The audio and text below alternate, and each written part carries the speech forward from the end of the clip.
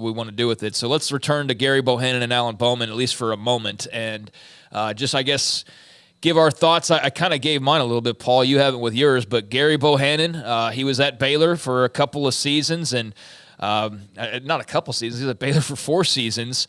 It seemed like he was going to finish his career at Baylor, but gets hurt during their Sugar Bowl and eventual Big 12 championship winning run, helped get them into that position, but gets hurt against Kansas State. Blake Shapen takes over, finishes out the K-State game with a win. They go and beat Texas Tech in dramatic fashion at home.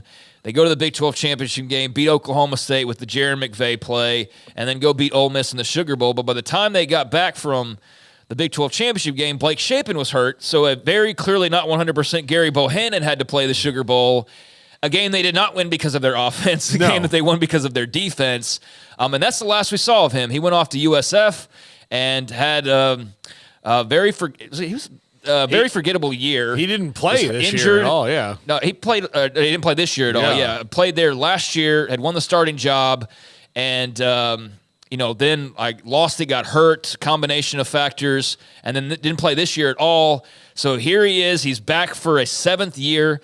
And his 3rd stop, and he is back in the Big 12 and with BYU. So your thoughts on Gerry Bohanon? Well, look, he can do some things. I don't think, and I'm not knocking Gerry, he's a great guy, but like if you are, and I feel this way about both 7th-year quarterbacks, if you are roping in a 7th-year quarterback that's like a Gerry Bohanon or Alan Bowman, it kind of states where you are about getting one elsewhere, I think, and that's probably good news and bad news is that you can have some consistency, but are you on the upward trajectory or not? If you've got relying on a 7th-year guy, I think Kalani Sitake will do well with him. I mean, that's a run-first offense. I think it fits Gerry Bohanon. He's a really smart guy, a really football-savvy player. I think that system fits him at BYU, so best of luck to him.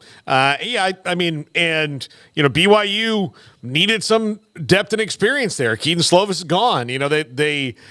But I do think that to have longer term success, you're going to have to stop getting stopgap quarterbacks into places. Yeah, you're going to have to develop, and the part with developing now is you can develop guys, but then you get them to a certain point, and then you got to fend off everybody again and re-recruit them, and that's the hard part about getting a young guy, building him up, and doing that. And then holding on to him and seeing it all the way through to the other side. But, yeah, stop number 3 for Gerry Bohanon. I do think you're getting a great leader, BYU fans, a tremendous leader. You're getting a very hard worker, unless things have changed, and I don't expect that they have at all in the last couple of years. Was renowned for his work ethic and being in the film room and all those things. And I know you hear those things, but it's actually true. Like, you can vouch for it that Gerry Bohanon was that type of a leader. So I think that's something that you're absolutely getting with him. He's not a sensational runner, but he can run around a little bit. Now, I don't know much about him since the shoulder injury because he hasn't played in a year and a half, basically. So obviously he's rehabbed that and should be good to go, but did not play at all this past year in Tampa. So, very interesting to see him on the move and now headed back to the Big 12. And the Cougs do come to McLean Stadium next season, so he will make his return to face his old team in Baylor, and that'll be, I'm sure he'll get a great ovation because there was no ill will when he left. He just got beat out by Blake Shapen, and that's why he hit the transfer portal. But there is that out there, so congratulations to Gerry Bohanon. I'll always be a fan of his. And then we mentioned it as well, Alan Bowman also getting a 7th year as he will be back for Oklahoma State, fresh off the Texas Bowl win over the Aggies as the Cowboys finished 10-4.